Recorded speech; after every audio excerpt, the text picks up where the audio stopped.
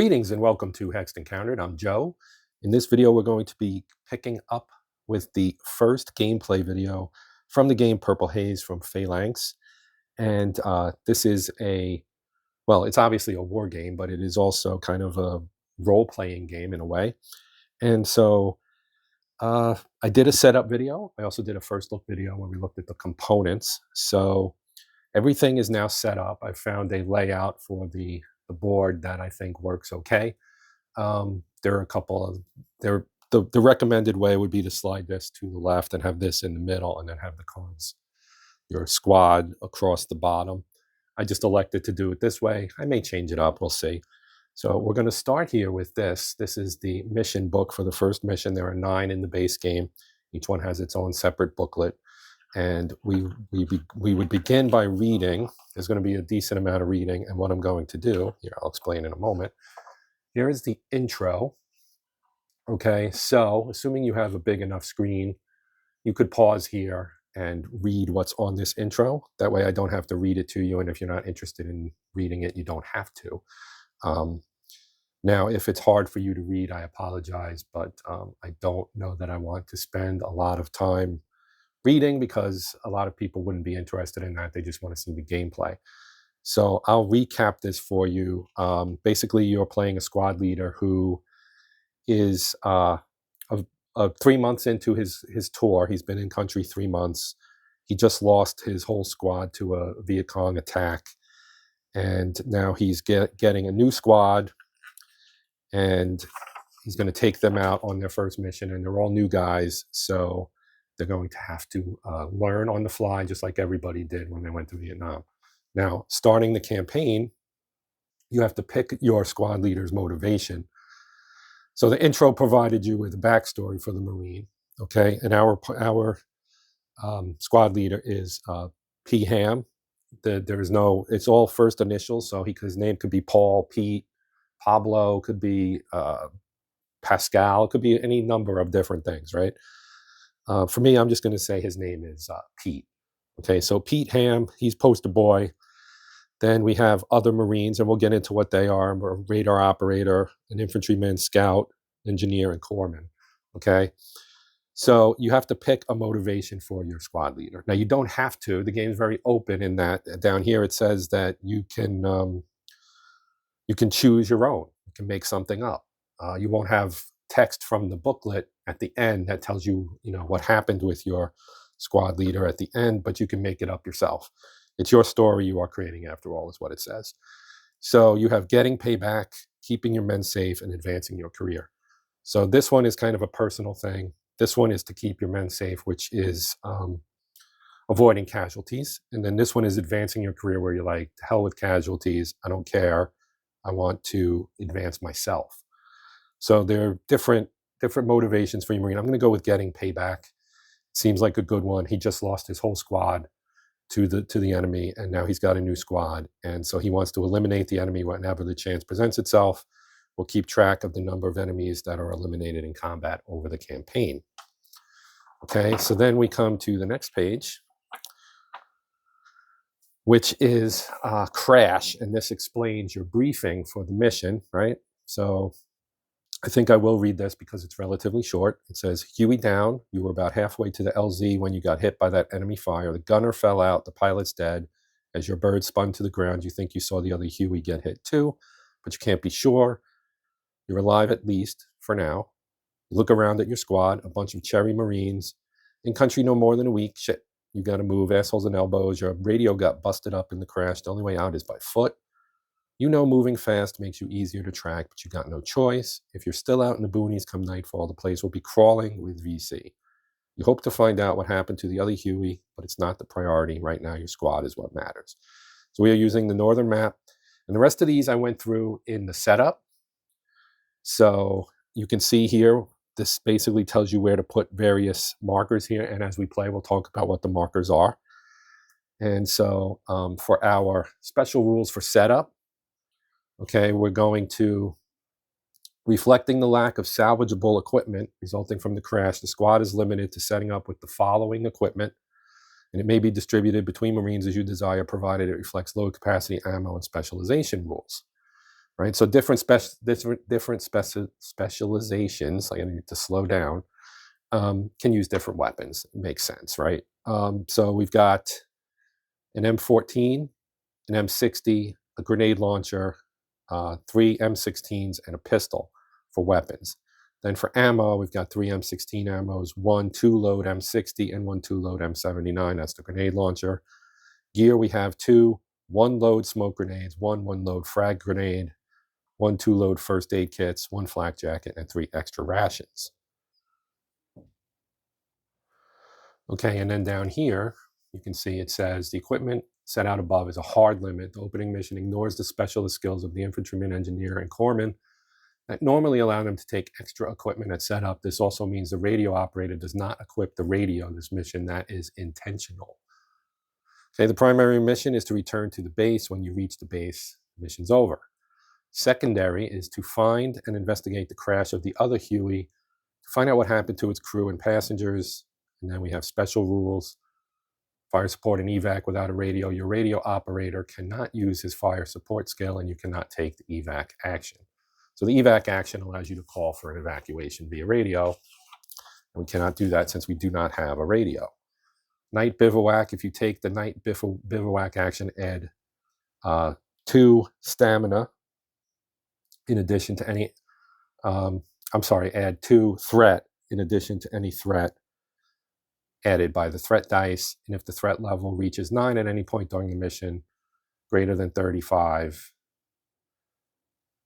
this can occur multiple times. Exception, if this happens while resolving an event or marching into an event space, do not apply this rule until the event is resolved. Then, if the threat level is still at 9, apply it immediately afterwards before taking your next squad action. Event entry reference, and we'll get into what all this means here as we play.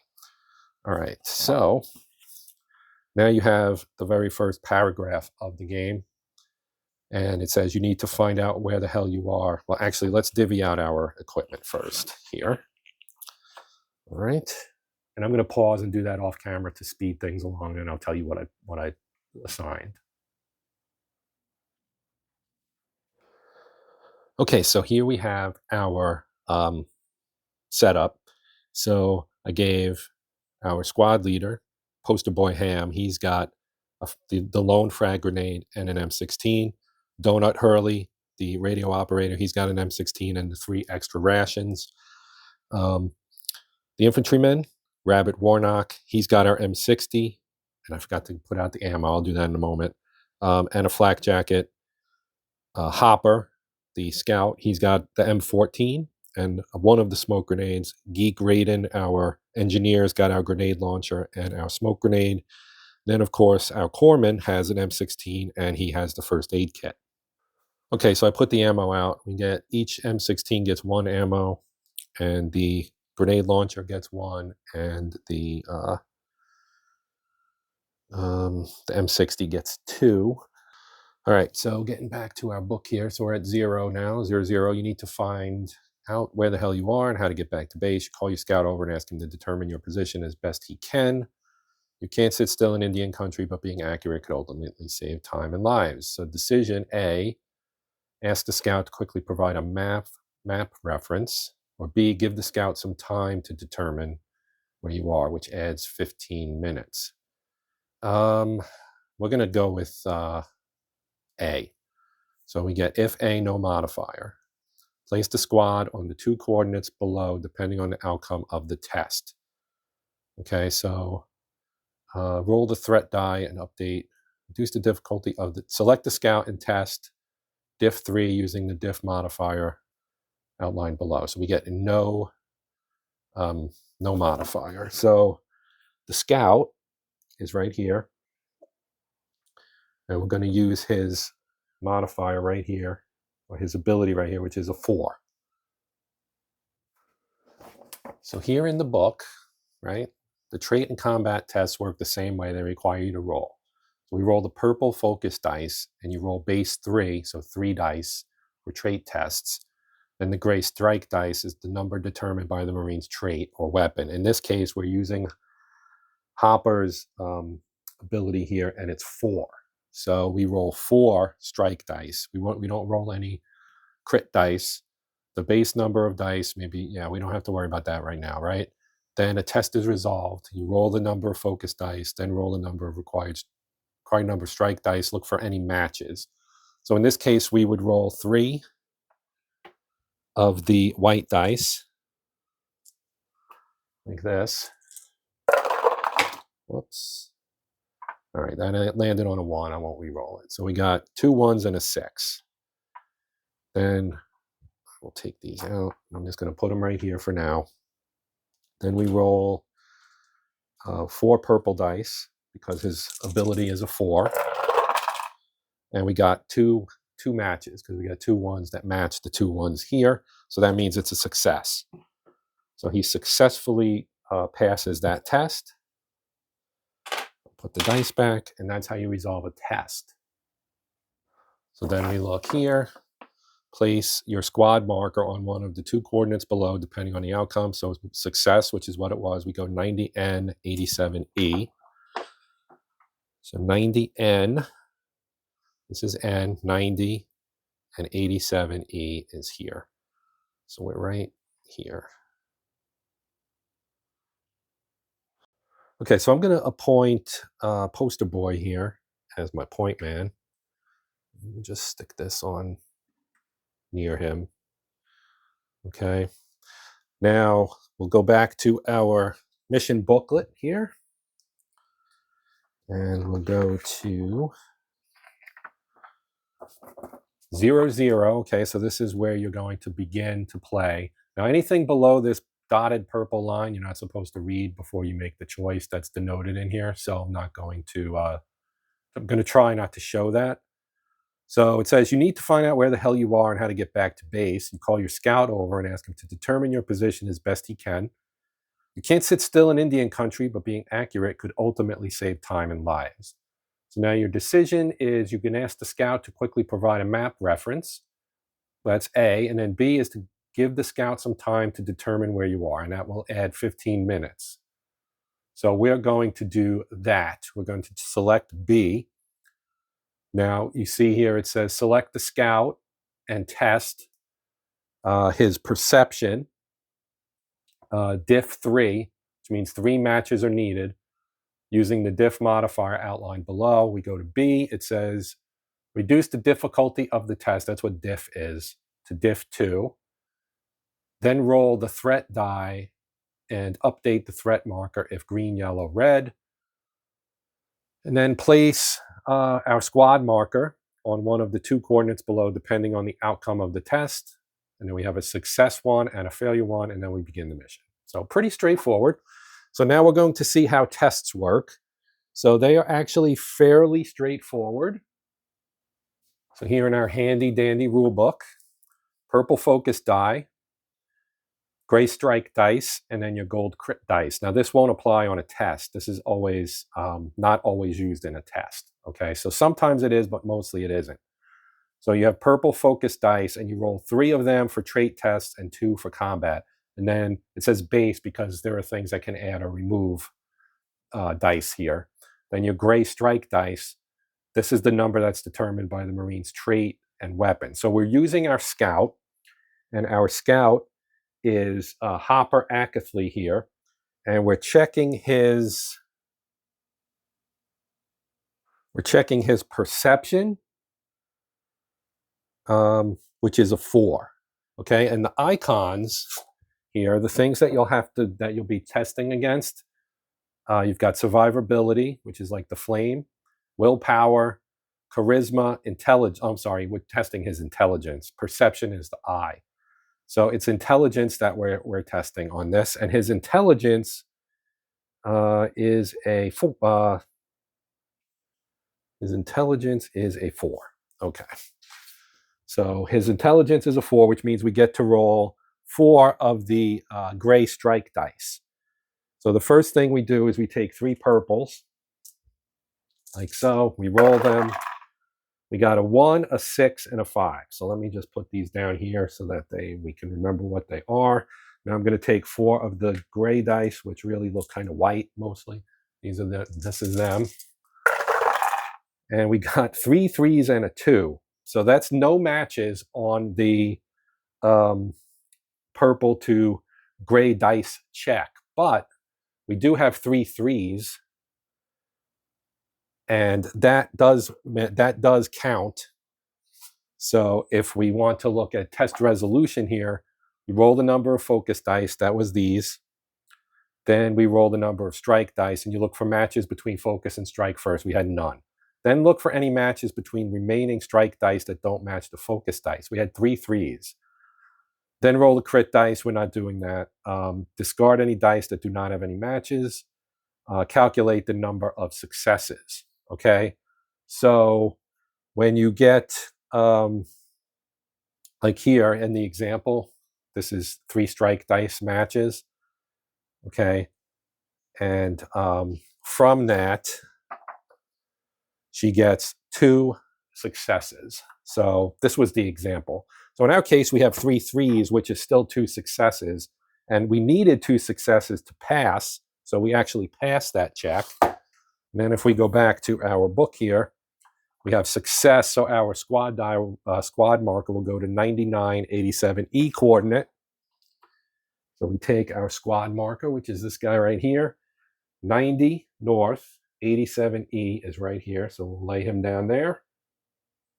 And then it says to begin the mission. Now I do have to move us up 15 minutes because I took the extra time to allow the scout to take a look around, which is how we passed the test. So now we move to 01.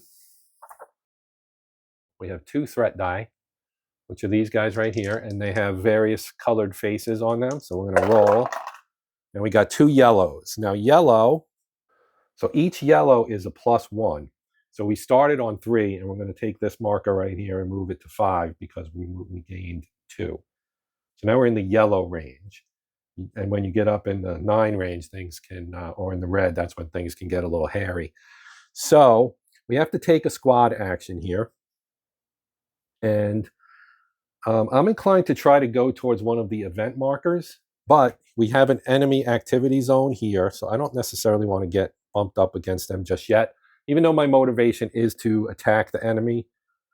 Well, maybe we will. You know what? So let's take a movement action, and we're going to move our squad here. Now this is, the terrain here is, I believe, rice paddy. Oh, it's actually, wow, we're in rough terrain here. The terrain marker's up here.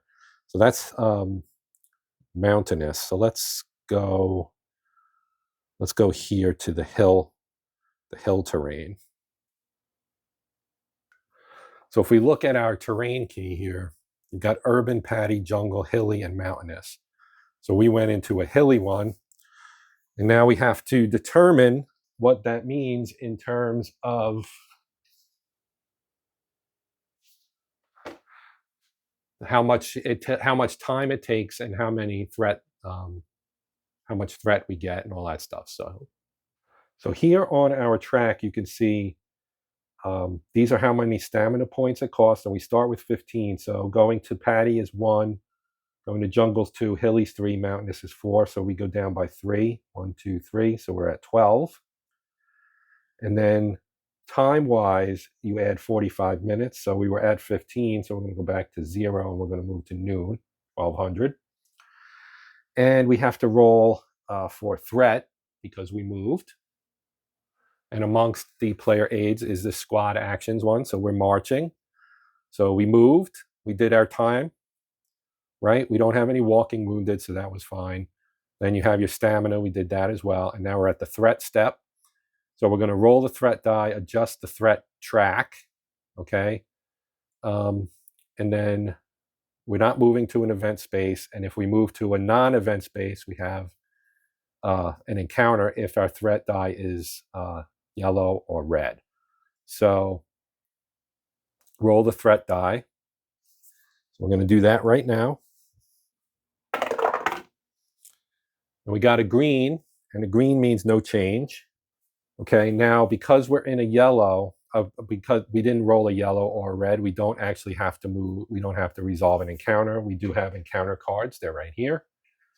Okay, so now we can move again, or we could do one of the other actions. Actually, we can't evac because that's in rules, but we can do a bivouac if we wanted to, but I don't think that's necessary at this point. That helps you gain stamina and apply first aid and so on. So we will now move here because I'm moving towards this event.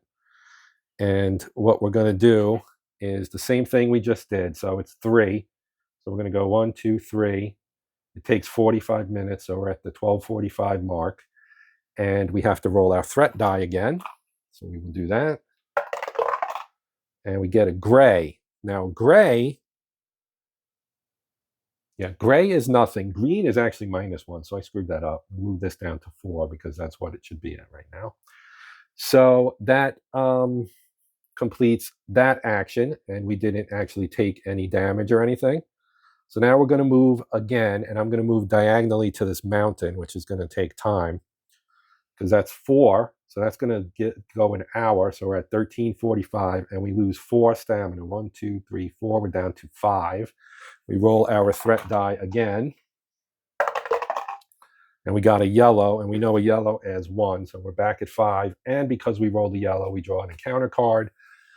And so we've got Sniper. Where the hell is he? If the threat level's green, continue mission. It's not. Otherwise, a single shot rings out, followed by a cry from a Marine victim to an unseen VC sniper bullet.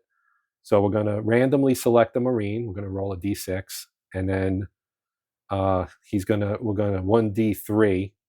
So we're going to roll another D6 and have it basically in a 1. Well, a 1 to 3 will be a 1, and a 4 to 6 would be a 2. So he's going to take either 1 or 2. 1 or 2 damage to his health. So let's see. If we do have Warnock here has a flak jacket, so if it's him, he'll get a little bit of protection. But for anybody else, this could be dicey. So we're going to roll 1d6. I'll use my gray die. We got a 3, and 3 is Warnock. Now we're going to roll it again to see what damage he takes. We rolled a 2, so that would be 1. Now the impact of the flak jacket, you get to roll actually 2. I should have rolled a second die. So because it's only a 1, we're just going to, I don't need to roll a second die.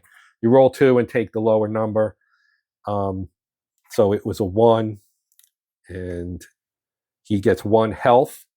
So we have health markers that look like this. And they flip, and you can see is a 3 and so on. So we're going to put this on here. Indicate that he has taken a little bit of damage. Actually, the flak jacket doesn't apply to that. I just realized, although it does say you can optionally use it for events and encounters where it might be useful, such as in this case, I would think being shot by a sniper would, unless he got shot in the arm or something that the flak jacket doesn't cover. But that would, so we're just going to play it straight up. He takes 1 damage. I already applied it. So this actually is damage, not a wound right here. So that's 1 damage that he's received. And if it exceeds his damage threshold, which is 7, then he would draw a wound card, which is not the case right now. So we do not need to worry about that. So let's go back to our card here. So Point Man tests his perception of difficulty 3 to shoot the sniper. Okay, so our Point Man is poster boy here. His perception is a 4, so that's pretty good. We do have a diff of 3, which makes it a bit of a challenge. So we're going to roll our 3 focus die. And we got 2 3s and a 1. So that's decent, I guess. Now we'll roll our 4 dice here. And we got 2 2s, a 5, and a 6. Okay, so applying the same thing that we had before. We need 3 matches, and I don't think we got it. We got 2 matches. So with 2 matches, that means that we failed it. And if we come over here, then we get a minus, a failure. I can't see the bastard anywhere. Selected Marine takes another 1d3 damage, and then we continue the mission. So we got to roll again to see who takes more damage. So we will do that. It's a 2. That is a donut up here. And we'll roll again to see what damage he takes. So this, it's a 4, that's 2 damage. So I'm going to take 2 of these because there are no 2s, it's 1 and 3. So I'm just going to put both of these on here for now. Okay. Okay, so we're going to move on. And we have now reached the event. So we're going to move in here. We'll apply the costs first. So the terrain here is again mountainous, so that's going to move another hour. And we're going to take 1, 2, 3, 4 more, leaving us with just 1 stamina point. And let's roll the threat die. It's green, so that means we remove 1. And now let's flip this and see what we got. So we got event 1. Okay, so we got event 1, and so we find it in our mission book. 1, you edge your way through the jungle quiet as you can. It's hot, sweat stings your eyes and soaks your gear. The dive bomber whine of mosquitoes could drive you insane. Worse, you know Charlie's out there. Your point man creeps over to you. We got someone ahead, he ain't seen us yet. Squint your eyes, can't see shit. What do we do? He asks. If you have the camp. Okay, so if we have camp, discard 1, which we don't. And discontinue the mission. If not, resolve this story event. So our decision here, and again, we're not supposed to look below there. It says send the point man up to investigate further, or B, watch and wait and watch to see if the person ahead is alone. So let's do B. So B, we roll, and so we have to roll for perception, or for a random marine, and then use their perception. So we'll roll, and we got a 5, and that's this guy right here. His perception's a 4, so that works. So Geek Raiden. And we'll roll our 3 purples. We get a 2, 3, 4. And then we roll 4 of the grays. And we got a 3 and 2 6s. So that's going to be 2 matches. And our diff was 2, so that means we got it.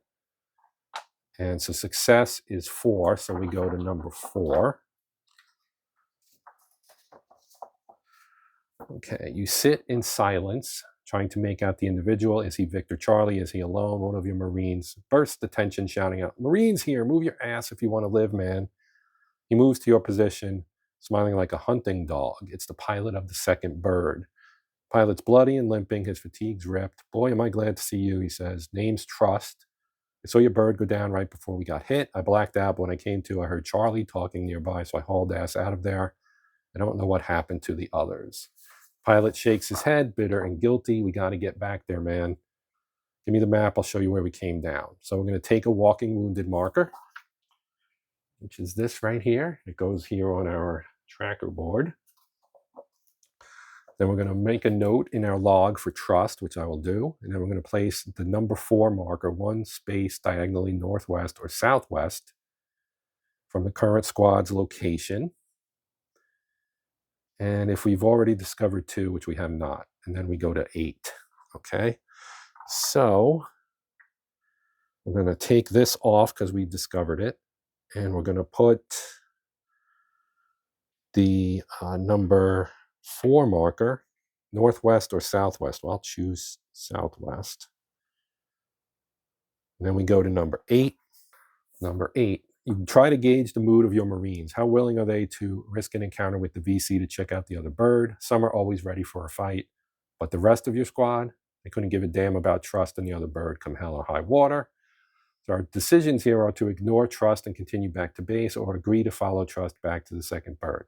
Now, if we remember, our secondary objective was to find the other helicopter, so we're gonna do that. We're going after this. We're gonna go see what happened to those guys.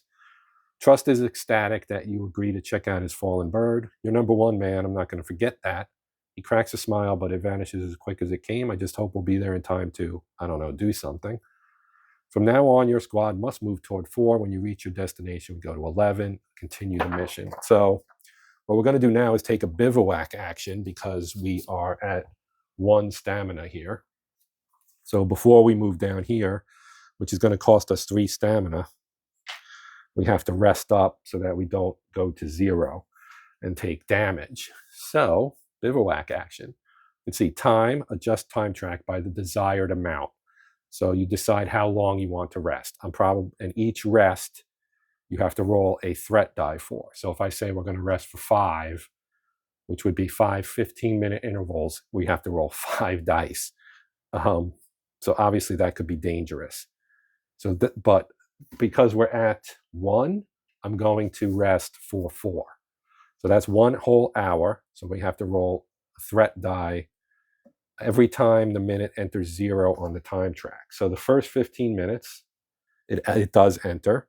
So we have to roll our threat die. So I will do that. Let's pull these gray dice out of here. We're going to roll our threat die. And we got a gray, which is no change. So that's good. Then we're going to rest. So that moves us up to 2. Then we rest again to 3. We rest again to 4. We'll rest again to 5. And we're going to stop. So we got by with only having to roll the threat die once. And our stamina is at 5. So now we're going to move here into the hilly, which costs 3. So that's going to knock us 1, 2, 3 down to 2. And it's going to cost us 2. So we're going to go 0 and then 15 and move this from, actually it should be 1600 now. So we're getting on towards nightfall here. And our threat level's 4. We have to roll the threat die again. So we'll do that. We get a yellow, which means we add 1. And we're on event 4, so we have to go to number 11, which is where 4 is, I believe, in the mission book, based on what it said there. So 11, yes, 11 is right here. So if you have trust, go to 12. So we're going to go to 12. We come to the crash site of the second Huey. Smoke drifts from a mess of warped metal. It's a miracle Trust walked away with just a minor leg wound. Boy's done a deal with the devil. You stay put and observe the crash site from a safe distance. It looks like the place is deserted. That actually reminds me, we have him walking wounded, so we had to add another 15 to the last move, and I had forgotten to do that. So now we go note pile of metal. If you reveal 2, discard it without resolving it. Okay, so we write note pile of metal. And then we have a decision that is quiet. Quickly check the wreck for survivors, which would bring us to 14. And then the other one is check the perimeter for an ambush first, which would be 15. So I think we'll play it smart and check for an ambush. So we're going to go to 15. Okay. And so 15 says, your Marines secure the perimeter around the smoldering wreck. One spots a bloody handprint on the side of the fuselage. He draws your attention to a barely visible trail of blood leading away from the downed Huey. You think they're survivors, he says. You follow the trail. Not more than a couple dozen meters from the bird lies a mangled Marine, alive but barely. He's lost a lot of blood. His rib cage is crushed. Quick, get the corpsman. Okay, if it's 1700 hours or later, which it is not, it's 1630. Otherwise, so that's not the case. Otherwise, select the corpsman and test for diff 3. That's intelligence. You may use a first aid kit if you have one to reduce the diff 2. I do have a first aid kit, but I might want to keep it. So our corpsman here has an intelligence of 3. And our difficulty is a 2.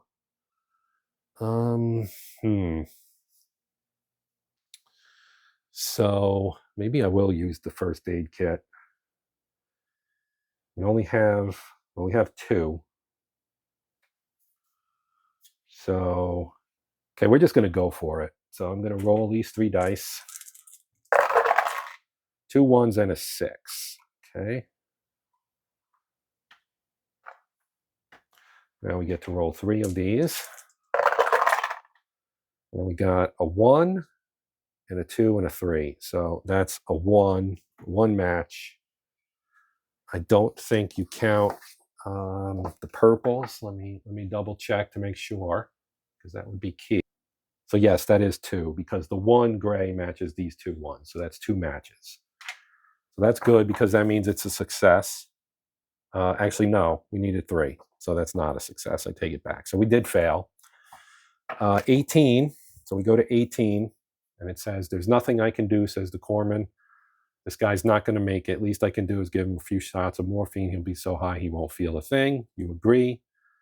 "Some of your Marines are very distressed by the situation. You try not to let on that you are too. You're not sure you'd succeed. At least you can bring his body back to base." Okay. So we're going to check for 2 Marines that will each suffer 1 mental stress. And then we're going to take this with us as well. And then we have, if we have pile of metal, which we do, we're going to continue the mission. Okay. Okay, so let's roll our dice here to see which Marines. So we're going to roll 2 of them. And we got 5 and 2. So 5 is Geek and 2 is Donut. So they both take damage. So I'm going to roll. We'll roll for Donut first. Got a 2, so that's 1 stress. And then we'll roll for Geek. He got a 1, so that's also 1 stress. So both of these guys get 1 stress, which is this right here. So he gets 1. Put it there. And Geek gets 1. All right. So now we continue. So we're back down to 2 here. So I'm going to bivouac again. And we'll do 4 again. So let's roll our stress die. So we'll do the first one. That brings us here. We go here. Oh, I have to put this out as well. And then we roll. So we think that replaces that. Yeah, plus 30. And a -1 on there. So I'm going to push this back to, oh wait, not yet. Not until we move.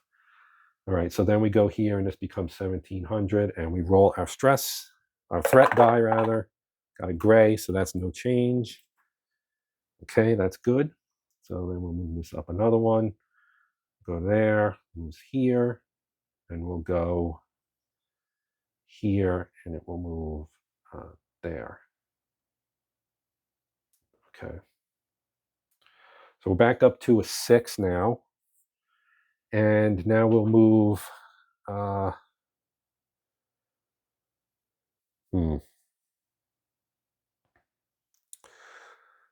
Well, our primary objective, I think, is just to get back to base, but we should probably try to resolve some more.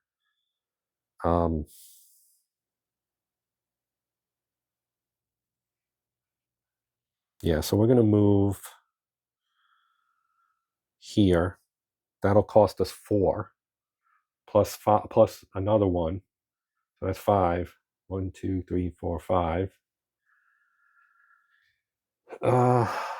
And 5 plus 30 on the time. So that's 4 plus 2 more. So 1, 2. And then we go to night. And then we've got 3, 4, 5. So it is now 18:45. It is nighttime. So for nighttime, I think we were just going to bivouac here. And because we can do a night bivouac, which is a little different from a regular bivouac, but it does allow you to get a lot of stamina back. Potentially, it does. You do subtract your threat level from it. So whatever we get, we move 5. So here you can see on bivouac, if it's a nighttime bivouac, you adjust the time track to 0600 because you're going to spend the night. Then you're going to roll the threat die twice and apply both results. And we do that just once at the end. And then we can do first aid if we wanted to.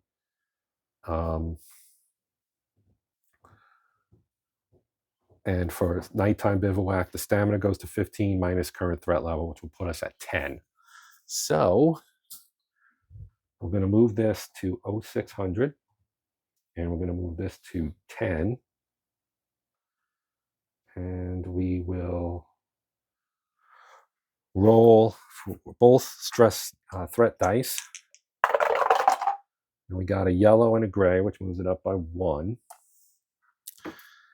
And we start a new day. So now we're going to move here. And this will reveal this event marker, which is number 3. And it costs us, we move to mountain, so it's 4. 1, 2, 3, 4, plus 1 there is 5. And we add 30 to the 4. So that's an hour 30 that went by. It's 7:30.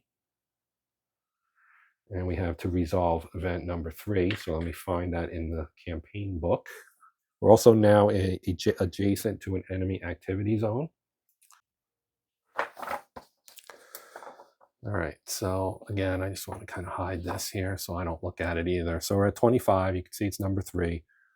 You've been humping in this heat through the jungle for so long, you're starting to feel crazy. The jungle is an unfriendly environment, a never-ending wall of trees and thickets, bugs, and bloodsuckers, but gradually it thins out. You see a cluster of rundown shacks among the trees. You're calling your Marines to a halt. Something about this don't seem right, says a Marine behind you. Now, our decisions, A is move in to investigate. B is avoid the shacks and continue with your mission. C is circle around for a better look. We add 15 minutes, and we're going to see the action below. We're going to do that. So we're going to do a point man test on perception with a difficulty of 3. Okay, so our point man is poster boy. His perception is 4. So I do have to add 15 minutes. I'll do that. Now we got a roll here, so we'll take our 3. Get rid of the threat dice here. 2 1s and a 5. 2 1s and a 5. Now we roll 4 grays. And we got a 5. And that's it. So that's not enough to pass the test, so that is a failure. Okay, so failure brings us to 29, which is over here. Your squad starts to move slowly around the bamboo huts, establishing a perimeter. It takes some time to get everyone in position. The Marines hold their pieces locked and loaded, waiting for something to happen. It's not easy in this heat. After a while, even you start to feel the strain. Your eyes sting from the sweat. It seems like the dilapidated village is truly abandoned, but you can't be sure. Charlie is a cheeky son of a bitch. Your point man asks if you want to go in. So we got to add, we got to take a stamina point down, and we add 15 minutes. It's now 0800. Decision, no one's home. Move in to investigate. We go to 26. Nothing here. Move on and continue the mission. Let's go with, let's investigate. So we're going to go to 26. All right. Move in to investigate the shacks, locked and loaded. Your cherry's twitching at any fart in the grass. You move between abandoned huts. It's quiet. If Charlie's going to make a move, it's going to be here and now. A cooking pot topples close by, and every swinging dick pulls the trigger. A rain of lead smashes into the adjoining hut. Recon by fire, they call it. Then everyone just as quickly stops. A wild pig bolts from the hut and makes for the jungle. Maybe it's a VC camp. Maybe it's just what it looks like. The remains of an abandoned village, swallowed by the jungle. What matters most is this: there's currently no one inside to worry about. So 3 Marines with any stress test with a diff of 3. And then each failed Marine must spend 1 ammo if possible. If you have ambush or let's get some, plus 30. We don't have that. All right, so we are testing against willpower. And we do have 2 Marines with stress. We have Geek and Donut. So they have to roll a difficulty 3 test against willpower. So Hurley's willpower is 3. So let's roll our 3 dice. Gets 2 3s and a 5. And then we roll 3 for his willpower. We got a 3. So that's a match of 2. And it was a diff 3, so he does not pass.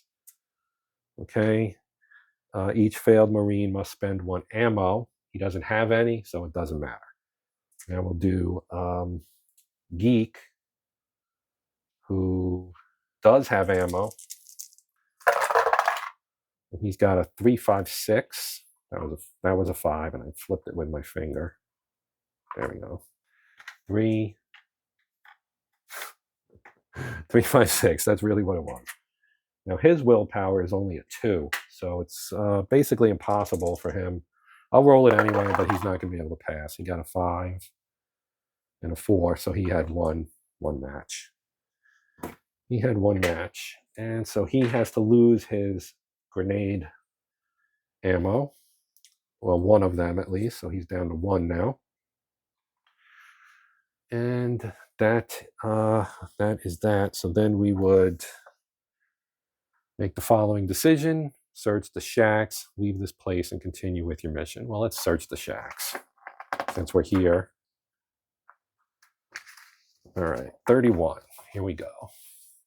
Your squad moves in and spreads out to search the hooches. A couple minutes later, a Marine you posted to the perimeter halls asked your position. Someone's coming up behind us. VC, I can hear him all right. So A, pull back from the shacks to avoid combat, or B, take cover and buckle up for a fight. So we're going to go with B. We're gonna have combat because I haven't shown you combat yet. So before combat, swap equipment, use a claymore mine. I thought we didn't have a claymore mine, because if we did, I would have taken it. The engineer always has a claymore mine, maybe. This is a little confusing because I didn't think we had a claymore. Because here's the claymore. And since it says that you can have it, then I would have assumed we would have taken it. So he would have it. And if you do use it, you roll 1d6. And if you roll a 6, you have to throw it out. So let's use it since we have it. At the very least, it'll show you how it works. So the first thing I'm going to do is flip this board from the jungle side to the village side, like so. Then we have to follow the setup here. So the threat level, if it's green, it's 5, which is here. If it's yellow, it's 3, which is what it is. So it's going to be here. And then it would be 1 if it was in the red, which it is not, thankfully. Next, we have to put out the hard covers, which is what these circles here, because this is the marker. So you put them out in all the spaces that have them. So we'll do that now. So that looks like that. And next, we're going to put out enemy fighters, which have these kind of things. There are several different types. I'll put them out and then show you what those were, because they are based on, in here, you can see we're going to add one of these, which would go in the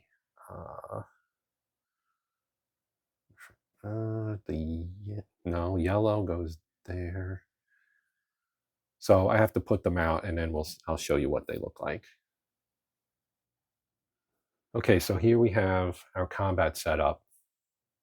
Now, you can see we've got our Marines out, and they're not activated. There's 2 sides to this, and the flip side means they've been activated. So they're on their non-activated side. So the first thing we're going to do for combat resolution is determine the claymore mine. Now the claymore mine will automatically target the first row of enemies, which is this guy and this guy.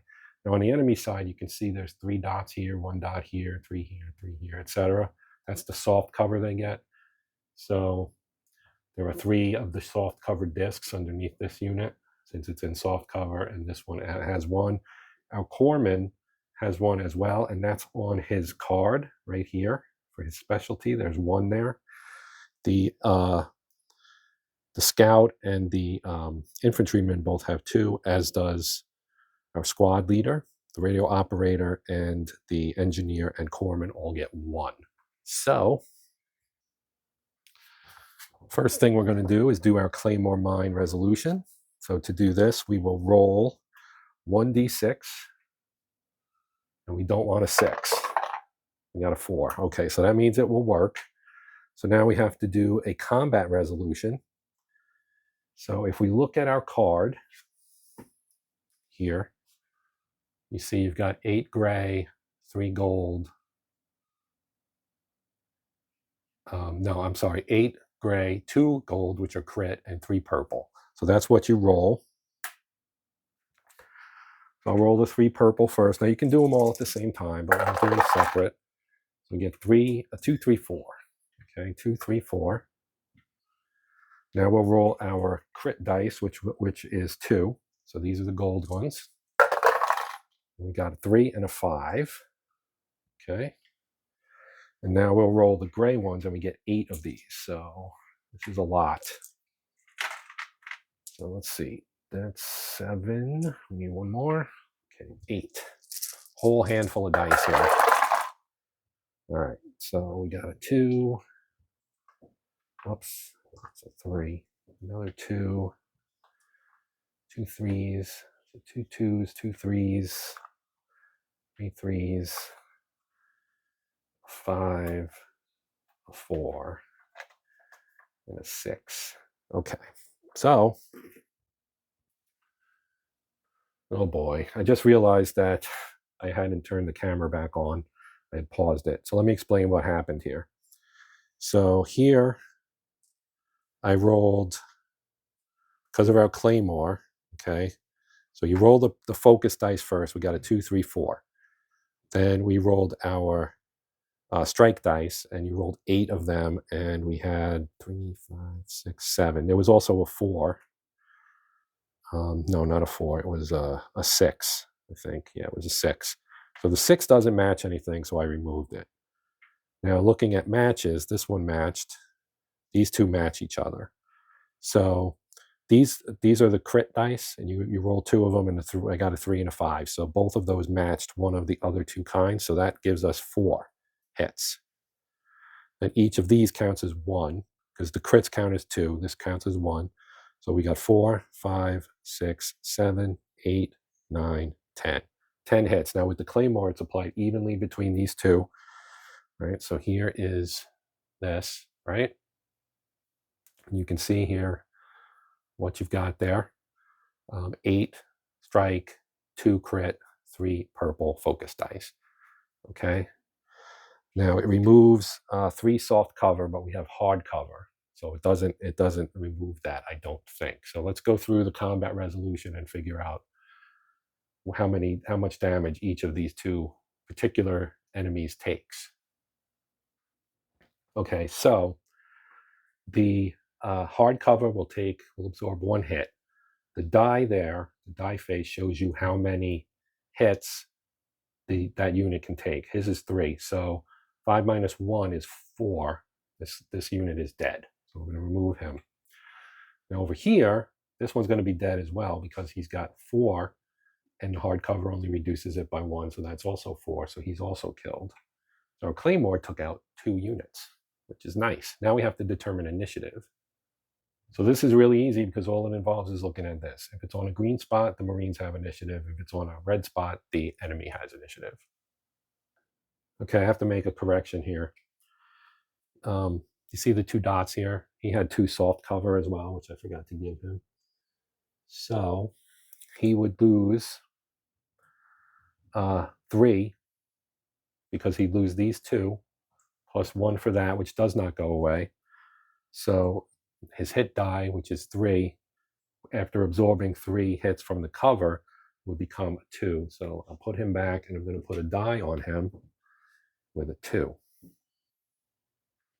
Like so. Similarly, this guy also had 2, and he's a 4, so he's going to go back, but he's going to have a 3. Okay, so we'll put a 3 on him. Like so. To indicate how many hit points they have remaining. So those are the hit dice. Okay? All right, so as I said, the Marines have initiative. They have various orders they can take.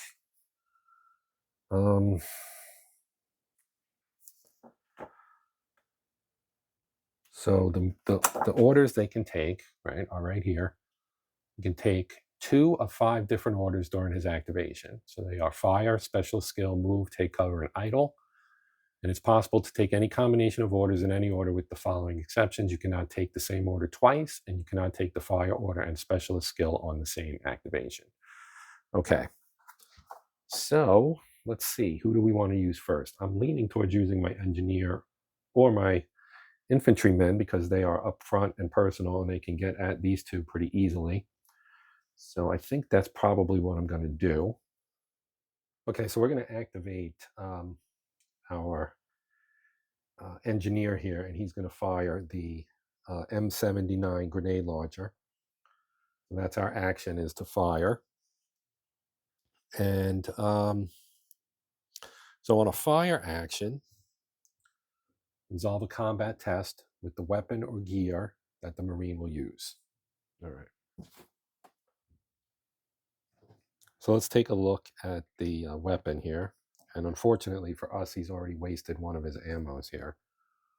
But at the top, again, you can see what the dice will give us here, how much it costs to use, which is pretty high. But you get 7 of the strike dice and 2 crit dice. Then over here, you get the effects of it.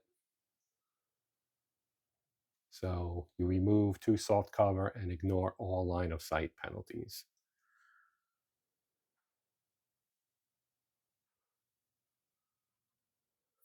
Okay, so just quickly to go over this again.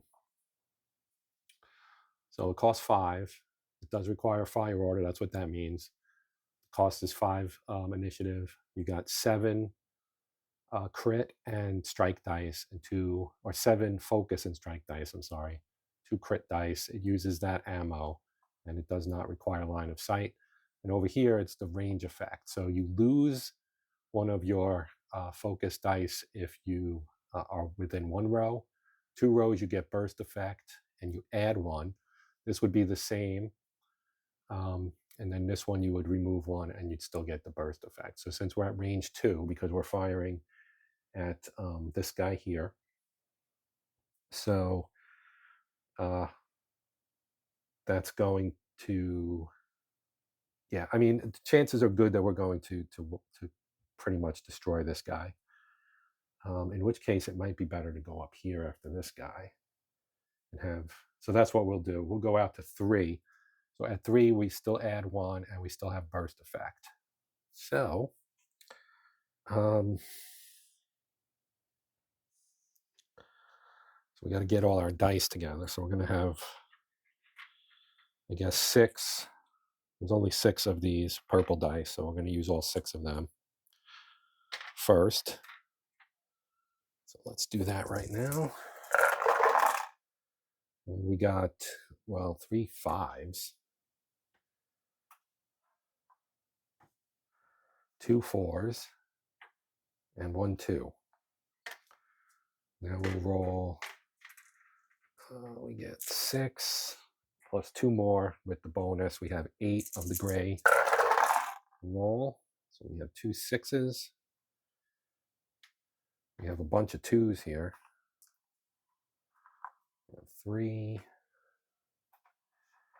4, and we have a 1 and a 3. So no 5s. Okay, and now we'll roll our crit dice. We get 2 of those. We got a 6 and a 2. So both of those, only one of those will actually work here. All right, so looking at matchups here, so we've got 4 that match the 2.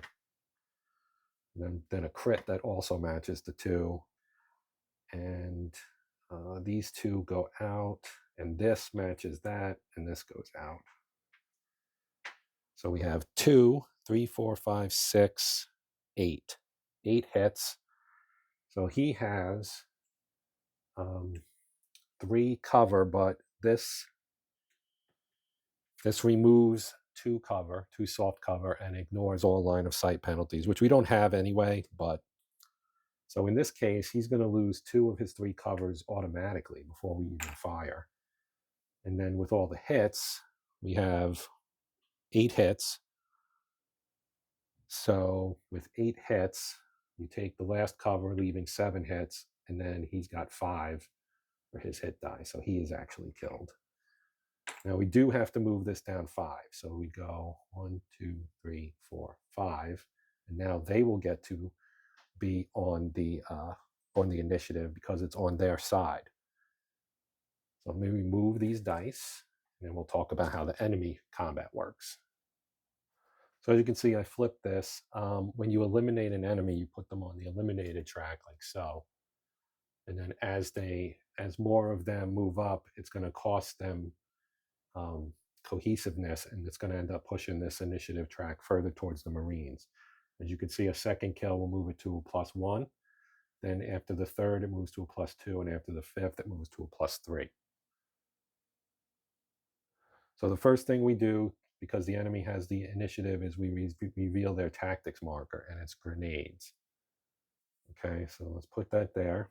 And well, before I do that, you can see it says remove a dot, and then it's got 6 strike dice and 2 crit dice.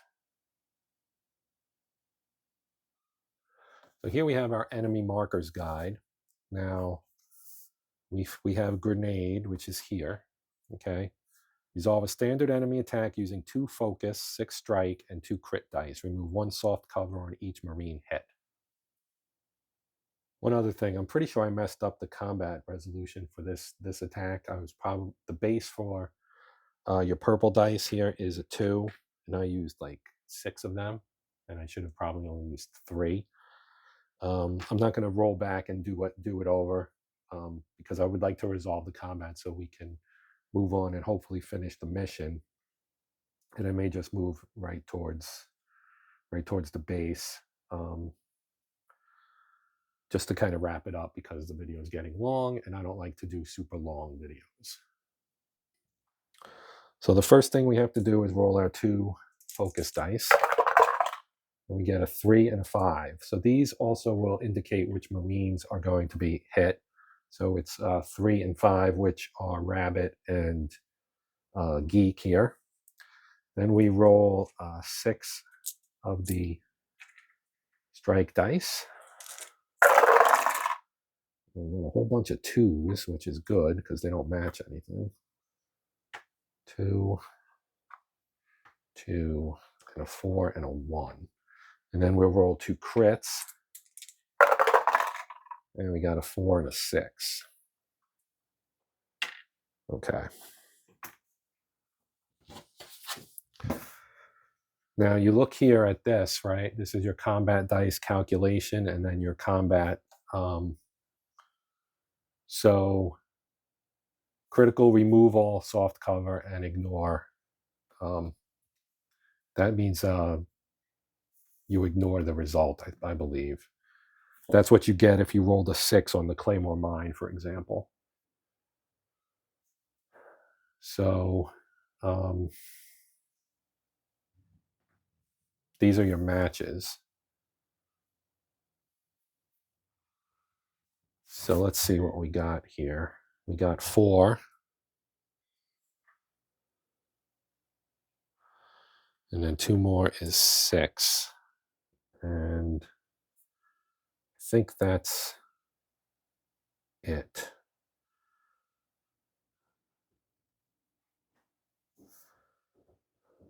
I think that's it. So you pair up the matches, right? So that's 1, which is 2, and then this is 3 because they match that one. So that's a total of 5. Now we have to apply those to the 2 targets, which are 3 and 5. So correction, we have 2 and 4 that got hit. So 2 takes 3 hits and 4 takes 2. Okay, and now since it's a grenade, you automatically lose 1 soft cover. So 2 is Donut here, and he gets 1 soft cover, so that would be removed. And then he also, so he's 2, he has 3 hits, So he's going to take 2 damage, and he already had 3, and his threshold is 8. So he had 2. I'm sorry, not 3. So now he has 4. I'm going to put a 4 here, and I guess you could just use the hit dice maybe, but I'm choosing to not do it that way. So he's now at 4. And then number 4 is Hopper, and he has a cover of 2, so he loses 1 and absorbs 1 of the 2 hits that he receives. So he only gets 1 hit, so he'll take 1 damage. Okay, and then now that does not cost any initiative because that was a tactic. So now we have to draw for their attack. So we draw a combat marker, which is this, and we flip it and look at it. Okay, so this is going to be a 5 initiative cost, and they get one extra focus die and 2 crit die. I'm just going to put this here. This gets removed because it's been resolved, and it goes out of play. Okay, so now we add things based on the enemies that are on the board. Okay, so we know we start with, based on this, they start with 1 focus, right? And 2 crit. So we'll put those out so we know that they get those automatically. Now, to determine the number of strike dice, their base is, well, let's see, they get, all right, so here we have, see, 1, 2, 3, 4, 5. So they get 5 of these.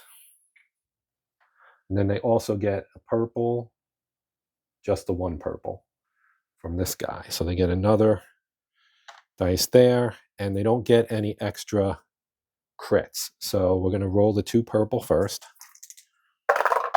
And we got a 4 and a 3. Now we'll roll these guys. We got a bunch of 1s. Oops. Bunch of 1s, and a 2, and a 6. So no matches there. Then we get a 5 and a 2. So it's actually not too bad, I guess. So here we have 2 hits for 1 and 2 hits for 2, and everything else is nothing. Okay, so 2 hits to 1. That's our squad leader. His soft cover is 2, so that would remove the soft cover. I didn't actually put it under here. I should have. So that would remove his cover, but he doesn't take any damage.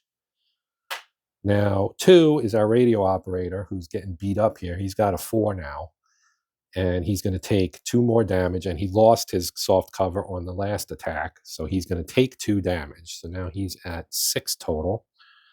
So he's getting close to that number 8 up there. That's going to make him draw a wound card. But that does resolve this. Now we take that and we move it by 5. 1, 2, 3, 4, 5. So it moves to 3.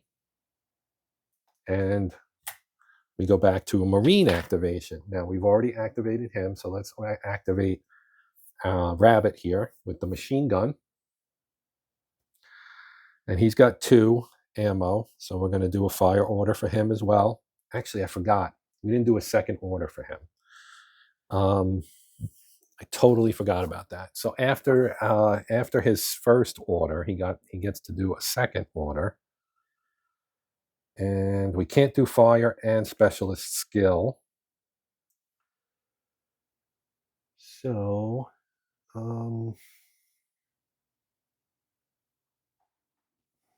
let's see. What do we want to do with him? We can move him.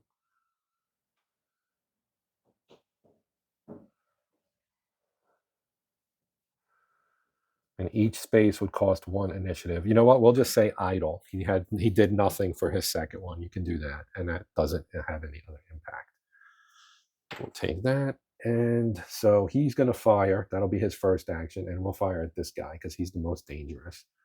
He's got 3 soft cover, which I didn't put on there, and hard cover as well. So let me put 3 soft cover under this guy here so I don't forget. So he's got 3 soft cover.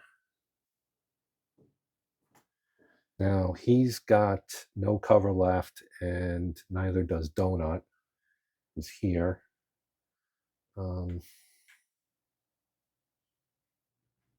Yeah, he has no cover left either.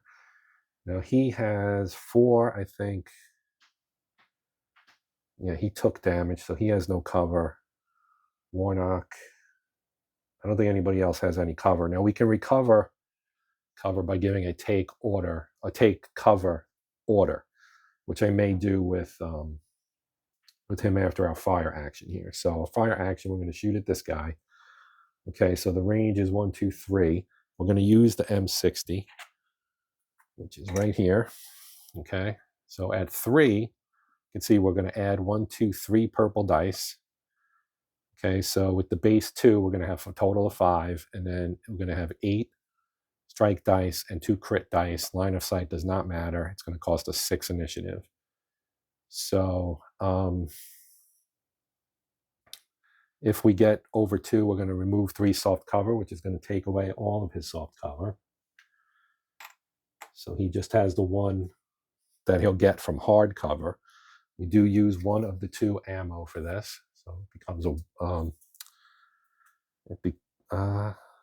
well, it says, oh, it's only a 1, I believe. The 2 is its weight, I think. Yeah, it's its weight.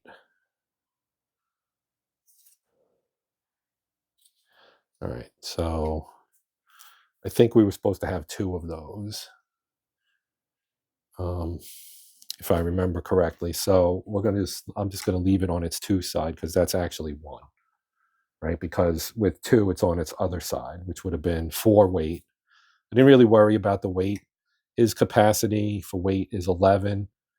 And he would have 8, 10, 12. Is that right? He might be overburdened, so I probably shouldn't have given him this. Well, too late now. I knew I would make mistakes, and we'll fix that up next time. So let's resolve his attack now. So as I said, he gets 8 of the gray. So that's 3. Let's see, that's 2. 1, 2, 3, 4, 5, 6, 7, 8. He gets 5 purples. And he gets 2 crits. All right, so let's roll the purples first. All right, we got 2 1s, 2 3s, and 4. 2 1s, 2 3s, and 4. Now we'll roll these guys. Got 4, 3, 5, 6, 2 2s, and 2 1s. Now we'll roll these. We got a 3 and a 6. 6 and 3. Okay. All right, so we've got that matches, and that matches. Now, if we count them up here with this, right? So every one of these is 1. So we have 2. Then we have 3, 4, 5. Then we get another one here, 6, 7. There's 2 of these. That's 9, and this is 11. So there are 11 total hits. So he is going to be killed. So we take him off here. We put him in the casualty box. Now they get a +1 on this, but that cost us 6. So 1, 2, 3, 4, 5, 6. And then if we do a take cover order to give him his thing back, we recover soft cover markers, and it costs 2 for the first one. So this will move them to 5, but I'm going to give them 1 back for that. And then we're going to take a soft cover here, put it under Rabbit, and put him back there, like so. Okay, so that's that. Now, after each activation, you're supposed to check to see if combat is over, and it is not in this case. Okay, so we're going to go back to the enemy. So we're going to draw another chit here. So this is going to cost them 5. And again, they're going to get, wow, they're going to actually get a tactic too. So they're going to get a 1 purple and 2 gold from that. So we'll do that first. Then they're going to get 1, 2, 3, 4 of the strike dice. And they get a tactic, which I think applies on their next activation. So we'll put that here. And I think that's it. So let's roll this. We get a 1. Then we'll roll these guys. And we get 2 1s and 2 3s. And then we'll roll these 2. We get a 6 and a 4. So that's not going to match anything. These will get removed. And these match. And they match that. So here we're going to get 1 and then another 1. So that's 2 for 1, and 3 gets 1. So 2 here. Now he lost his cover, so he's going to take 2 hits. I'm just going to put 2 of these on him. And 3 gets 1. And 3, of course, is Warnock here. So I'm going to drop a 1 on him on top of the other one. And then we move the track 5. 1, 2, 3, 4, 5.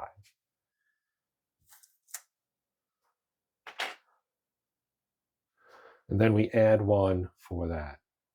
So every time we resolve the enemy, we're going to resolve by whatever number their casualty track is on. All right, so now that we have these done, let's use him to attack this guy. The range is 3. He's got an M16. M16 has 2 different modes. And because of ammo, and he only has 1 ammo, let me think about which one I want to use here before we look at the card. Well, let's look at the card. Or I could have him throw the grenade, perhaps.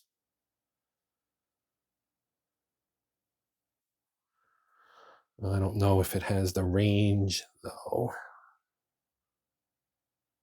Okay, so what I'm going to do with Ham here is I'm going to use the grenade. Okay, but it only has a range of 1. So first I have to give him a move order, and we're going to move him here. So he's leaving behind his cover, which is dangerous. But we're going to use our frag grenade, which only has a range of 1. Does have burst effect. But you can see it costs 3 initiative, which will move us down to a -1, I guess. We get 6 strike cubes and 2 crits. So we'll take 2, 4, 6, 2 crits, and we get 2 of the focus here. Move that. Roll it. We get a 1 and a 5. Roll these. 2 1s. So that's good. I got a 3, a 2, a 5, and a second 3. So that is good. Okay, now we'll roll our 2 crits. We get a 1 and a 6. So the 1 is nice. 6 is going to be nothing. Actually, I forgot to roll 1 extra purple for the burst effect. That's a 6. So that actually means that that matches as well. So that's 2. That's 4. That's 5, 6. And they also match each other. That's 7. And that's 8. And then that's 9. So 9 hits. He gets -1 for the hard cover. We already wiped out his soft cover. So he's going to be eliminated. So he goes in here. The cover always stays if it's hard cover. It cannot be removed. And he's done 2 actions, so he gets flipped over, and we move this 3 for the grenade, and the move I think costs, I have to check, and the move costs 1 initiative, so we'll move that there. We go to the enemy, we flip their tactics. They got mortar, we remove 2, and then they get 2, so they'll have 2 purple. We'll take one of these away. They get 2 crits, and they get 2 purple, 8 gray, so they'll get 2 more. Okay, so we'll roll the 2 purple, 2 and 6. We'll roll these. Oh boy, bunch of 6s. 5, 5, 2 1s, 4, and a 3. Okay, so the 4 and 3 don't match anything.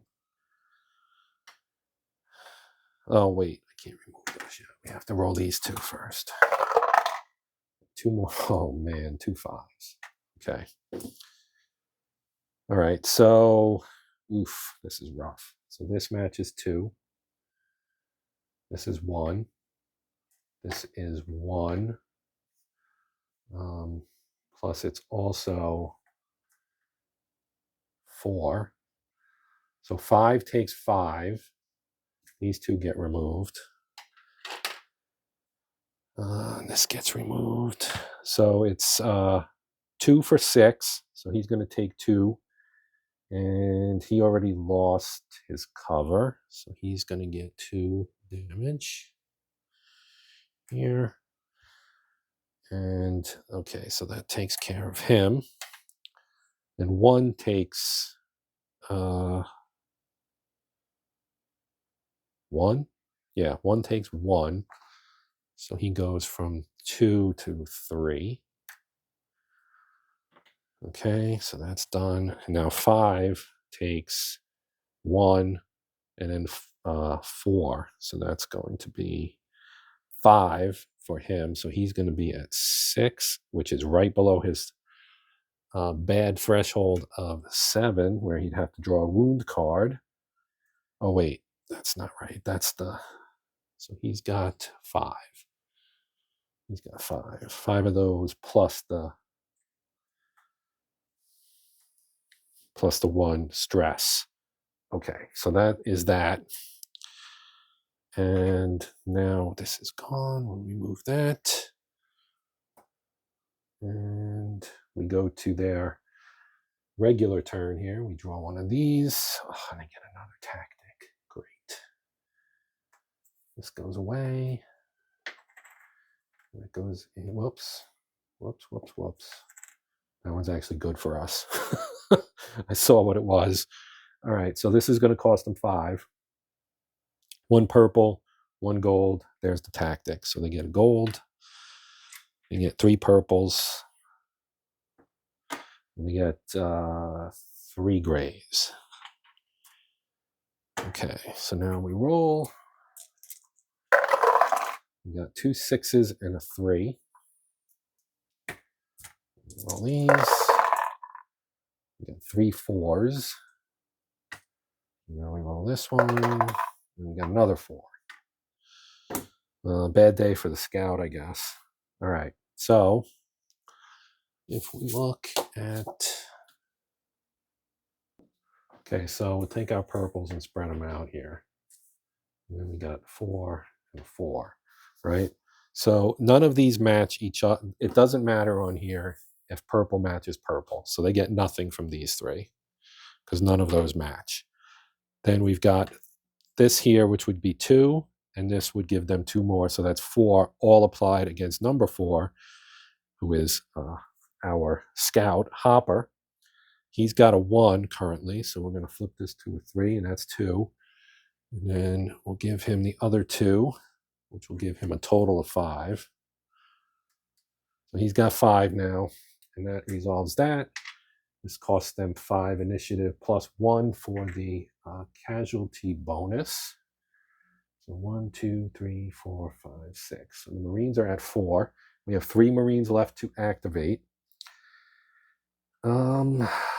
So I guess we'll go with our corpsman here. He has an M16, and that can go out to a range of 4. You don't count the middle row, so 1, 2, 3 would be there, 4, 5. So he can't get those guys unless we move up. Actually, no, he's here. 1, 2, 3, 4. So he can get that guy. So he's going to shoot at this guy right here, who has 1 cover. So we'll take a shot with the M16. And now the M16, we have an ammo for it, but it has 2 modes, auto mode and single mode. We're going to use single mode, which will allow us to keep our ammo. So with this, you get we'll get the standard 2 purples plus 4 grays and 1 crit.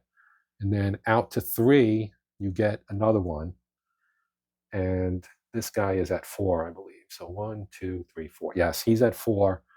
So we don't get to add any purples here. All right, so no additions. So we only get 2 purple, and then 4 strike, the gray. So we got 2 3s, which is only good if we manage to get 3s here on our 4 of these. That's a 2, and then we got a 4, a 5, and another 2. Now we get 1 crit, and it's a 3, thankfully. Okay, so it's a 3.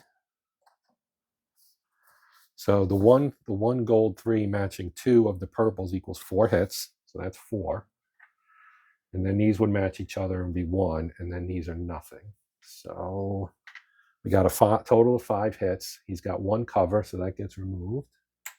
And then 4 more hits will actually kill him. So I'm going to take him off and put him here.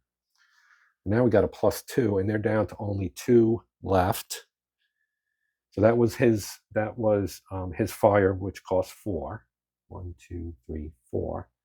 Now he's got a second thing he can do here. So I'm going to move him up. I'm going to move him here. That costs 1. And flip him over. You know what? Actually, I'm not going to do anything. We'll just leave him on idle. So he's going to stay idle. Now we'll resolve the next enemy. So the first thing we have to do is flip this. It says foo bar, which actually gives... Oh, wait, you know what? By not doing that, the enemy does not get activated. It's still the Marine's activation because it's still in a green spot, even though it's 0. So let's have our radio man, and he can move anywhere on the bottom. So let's move him. Let's move him here. That costs 1, so that would move us there. But he's got an action he can take.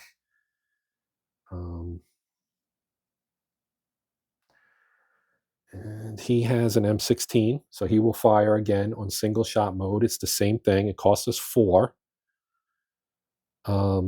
He gets 2, 4, and 1. So the same as before. So we'll roll our 2 purples here. And we get a 6 and a 3 this time. And we'll roll 4 of the gray. 3 5s and a 3.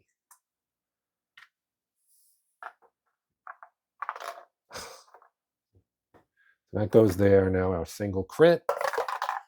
We get a 5. So that's pretty good, actually. All right, so looking at our matches now, we get 2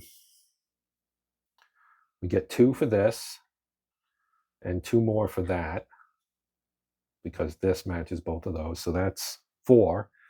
Then we get a 5th one here. So there's 5 total.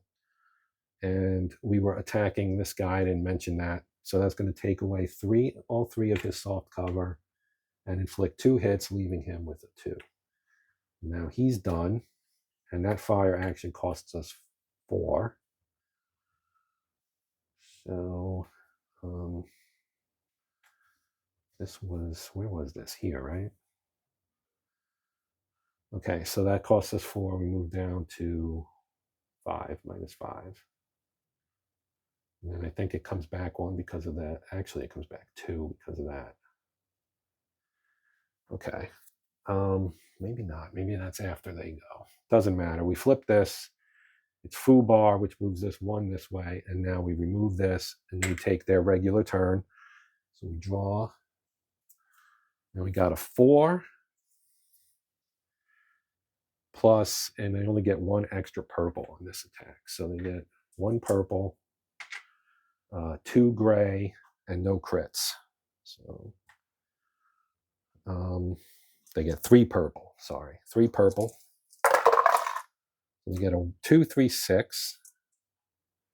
Then they get to roll 2 of the grays. They get a 4 and a 5. So nothing matches. That's a miracle. Nothing matched. All right, so we don't take any damage. This costs them 4. So that puts it 1, 2, 3, 4 plus 2 is, because we're at 2 now, goes to 2. We have 1 Marine left to activate. That is our scout. So he will move. We'll move him here. And then he will fire. He's got the M14. So the M14 is kind of like an M16 without the ability to do automatic fire. The range is 1, 2, 3, 4. So at 4, he gets an extra purple. So he'll have 3 purple, 4 strike, and 2 crit. And he's attacking well, it's not obvious necessarily. I could attack this guy, but that doesn't really change anything. We're going to go after this one to see if we can kill him. So we'll roll the 3 purples first. We get 1, 2, and 5. And we'll roll the 4 strike dice. And the M14 does not use ammo. So we have 1 match there. We actually got 2 matches. We got 2 matches so far, and now we'll roll out 2 crits. We get a 5 and a 1. So the 1 will match. The 5 will also match. All right. So this is 2. And that's enough to kill him. This would be another 1 plus another 1. And that would be another 1. So it's way overkill, but he's dead. We'll take him off, put him here.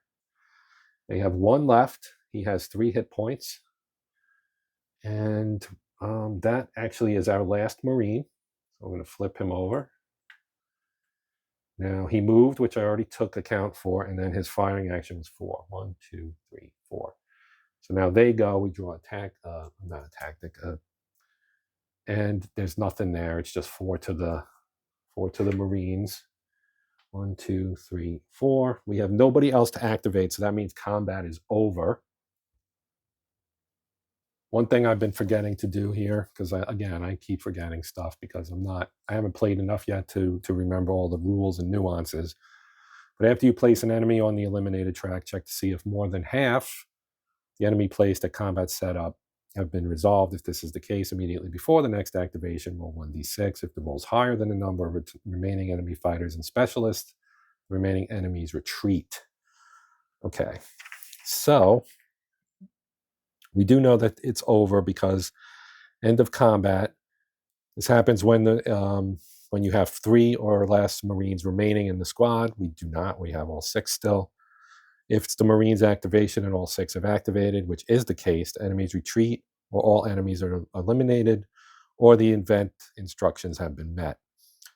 Okay, so if at least one of the other conditions have been met, aside from having less than 3 or less Marines, you go to end of combat, check load capacity. If any Marine took a wound card, which they did not, reduce threat, gain experience, and draw boon cards. Okay, so at the end of combat, unless the mission ends at the result of combat, take the following steps. Threat, reduce the threat marker to 1.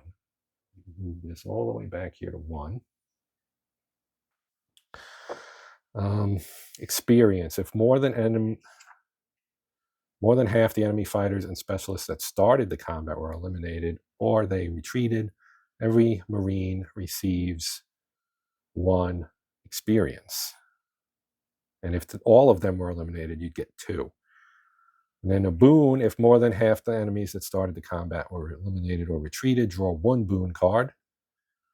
Okay, so everybody gets 1 experience. And I'll keep note of that everybody got 1 experience. And then the other thing we do is draw a boon card. And the boon card is this here, this deck. So I'm going to take 1. And this isn't going to really do us any good here, but radio operator +1. Discard to re-roll a fire support resolution roll. Now, since we don't have a radio in this mission, this really isn't going to do us any good. But I'll put it with the radio operator just to denote that we got it. Okay, so we're done on the combat board now. So I can take all of these guys off here, and all the enemies will come off as well. All right, so now we come back here, and you can see at the end here, it says continue the mission. So now we would take an action. So our stamina is down at 4. And looking at the terrain, if we move here, that's actually paddies. So that would only cost us 1. I think that's what we'll do, because that only costs us 1. Plus another 1 for the stretcher. So that's 2. Now we'll roll for threat. We got a red, which is bad. A red adds 2. That moves us up to 3. Okay. I needed to advance the time. Now we're going to bivouac here because we're at 2, and we got an extra 1 here because of the stretcher. So I'm going to bivouac for 1 here. Now we'll roll for threat level. We got a green, so that means we actually reduce it by 1. Now we'll move, and this comes up by 1. And now we'll move here. That'll cost us 2. We get to 1. We don't have to roll for threat because we're at our base. That completes the mission. So that has completed the primary objective. We also completed the secondary objective, which was finding the 2nd helicopter. So we go to the very last page here. The end. Primary objective, you made it. You're too tired and too hungry to think of anything but chow in your bunk. Your cherries did well under the pressure, though. If they survive the next few weeks, maybe they'll make it through the Nam. Who knows? Time to debrief the lieutenant and grab some shut-eye, and we all get 3 experience. Then we get 2 more experience for completing the secondary objective. We do have the pile of metal. Our hidden secondary objective, for the sake of, +2 if you reached the base before 1900 hours. We did not. We did a night bivouac. If you have leave no man behind, we do not. Oh,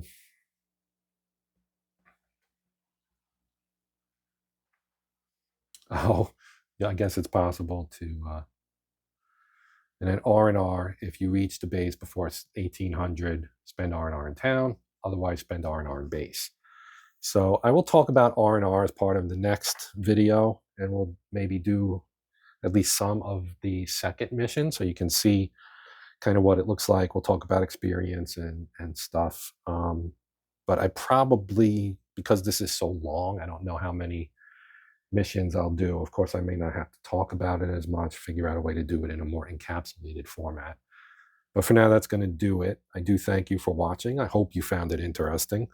Like I said, it's long, so I know most of you probably have not watched the entire thing. But if you did, that's kudos to you, because it's like feature-length, movie-length here, pretty much. But anyway, like I said, thanks for watching. If you have any comments or questions, feel free to post them. I know I made some mistakes along the way. I caught some. There were undoubtedly some I did not catch. But regardless, I did my best. That's all I can do. So yeah, if you have any comments or questions, post them. I will reply if and when I can. And yeah, that'll do it. So I'm Joe. This is Hexed Encountered, solo Sunday time. And until next time, as always, happy gaming.